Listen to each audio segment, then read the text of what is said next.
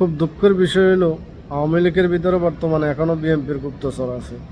এরা বলতেছে বিভিন্ন অনলাইন নিউজে পোর্টালে বলতেছে ওবায়দুল কাদের নাকি আওয়ামী লীগ পতনের পিছনে ওবায়দুল কাদের হাত আছে। আসলে এগুলা থেকে আপনারা বিরত থাকেন, এগুলা মানুষকে বিভ্রান্তি সৃষ্টি করে। এরা বিভিন্ন নিউজের মাধ্যমে এগুলা ছড়ায় আওয়ামী লীগের নিবেদিত প্রাণ, নিবেদিত নেতা, ত্যাগী নেতা যারা আছে, জনপ্রিয় নেতা যারা আছে, এদের থেকে মানুষকে দূরে রাখবার জন্য একটা প্রোপাগান্ডা ছড়াইতে আছে। এগুলা মিথ্যা, বানোয়াট। আমরা যারা আওয়ামী লীগের রাজনীতি করি, আমরা যারা ওবায়দুল কাদেরের নেতৃত্ব রাজনীতি করছি, ওবায়দুল কাদেরের নেতৃত্ব দেখছি, আমরা জানি ওবায়দুল কাদের পৃথিবীতে একবারে জন্ম নেয়। ওবায়দুল কাদের আওয়ামী লীগের জন্য কী করছে?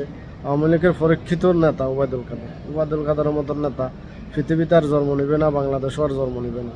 তো ওবায়দুল কাদেরকে নিয়ে এসব মিথ্যা প্রোপাগান্ডা যারা ছড়ায়, তারা আওয়ামী লীগের ভিতরে আওয়ামী লীগকে দুর্বল করার জন্য বিভিন্ন জনপ্রিয় নেতা যারা আছে তাদেরকে দুর্বল করার জন্য এরা এই প্রোপাগান্ডা ছড়ায়। এটা থেকে আপনারা বিরত থাকবেন, এগুলো বিশ্বাস করবেন না।